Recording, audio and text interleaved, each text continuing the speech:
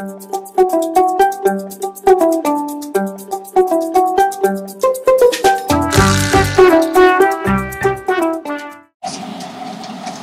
il faudra bien le préciser. Parce que les commissions départementales et même au niveau des bureaux de vote, vous avez des délégués. Ces délégués, c'est des magistrats. Et c'est des magistrats du siège qui interviennent et qui supervisent le déroulement des élections au niveau départemental. Et qui sont d'ailleurs chargés de transmettre les PV des commissions départementales à la commission nationale. Et pour cela, et pour garantir la transparence des élections, il a même été élaboré, peut-être que vous ne l'avez jamais vu, un manuel a été élaboré avec, sous la supervision de l'USAID et de la plateforme des acteurs non étatiques par l'Union des magistrats sénégalais et distribué à l'ensemble des magistrats qui devaient intervenir dans le cadre de la supervision du scrutin du 24 février 2019. Et c'était pratiquement leur bréviaire. Et un séminaire de formation a été organisé par la Cour d'appel pour que les magistrats soient imprégnés du processus électoral au Sénégal. Donc c'est pour vous dire que ne soyez pas surpris que les résultats proclamés de manière provisoire, c'est vrai, par la Commission nationale, ne fassent pas l'objet d'un recours de la part des acteurs. Parce que quand on ne fait pas de recours, c'est qu'on acquiesce. Nous, on appelle en droit l'acquiescement. Ça veut dire qu'on est d'accord sur la décision, qu'on est d'accord sur les résultats qui ont été proclamés. Donc celui qui acquiesce ne peut pas exercer de voie de recours. Et pourtant, ils avaient 72 heures au terme de la loi pour éventuellement déposer des requêtes devant le Conseil constitutionnel. Mais ils vous disent non, nous contestons les résultats. C'est vrai, on conteste pour contester, mais on n'exerce aucune voie de recours.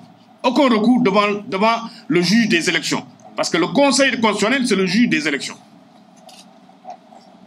Donc c'est pour vous dire, quelque part, que tout s'est passé dans la transparence, dans la clarté et sans contestation. Et comme l'a dit Maître Ousmane Sey tout à l'heure, les représentants des candidats sont au début, au milieu et à la fin du processus électoral. Ils sont présents au début, au milieu et à la fin du processus électoral. Donc on ne peut contester absolument rien du tout. Donc il ne peut pas y avoir de recours. Donc c'est pourquoi ceux qui ont perdu doivent faire preuve de fair play, comme on le dit en matière sportive. C'est-à-dire avoir l'élégance de reconnaître sa défaite et féliciter. Oui. Féliciter le vainqueur. C'est ça l'élégance. C'est de reconnaître sa défaite et de féliciter le vainqueur. C'est faire, c'est pas un acte de faiblesse, c'est un acte de grandeur. C'est-à-dire quand on est un grand homme, on doit reconnaître qu'on a perdu. Et féliciter le vainqueur. C'est ça la grandeur d'un homme. Mais on ne peut pas contester pour contester. Et en réalité, on reconnaît au fond de soi-même qu'on a perdu sur toute la ligne. Et je pense que les résultats qui ont été proclamés par la Commission nationale sont assez explicites, sont assez clairs. Et sur le deuxième point sur lequel je voulais rappeler, on a agité, comme l'a dit mon confrère, l'idée d'un caractère suspensif du rabat d'arrêt. La commission, le pool des avocats du candidat Macky Sall s'est penché sur la question. Et nous avons été les premiers, effectivement, à dire que le rabat d'arrêt, en ce qui concerne Khalifa Sall, n'avait pas un caractère suspensif.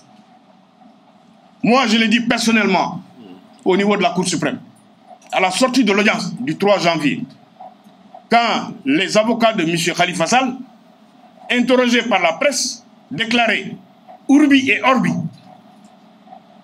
que le rabat d'arrêt était une autre voie de recours et qu'il avait un caractère suspensif et que M. Khalifa Sall pouvait être candidat. J'ai dit non. Je suis sorti pour apporter la réplique J'ai dit non, le rabat d'arrêt n'a pas un caractère suspensif et M. Khalifa Sall ne sera pas candidat.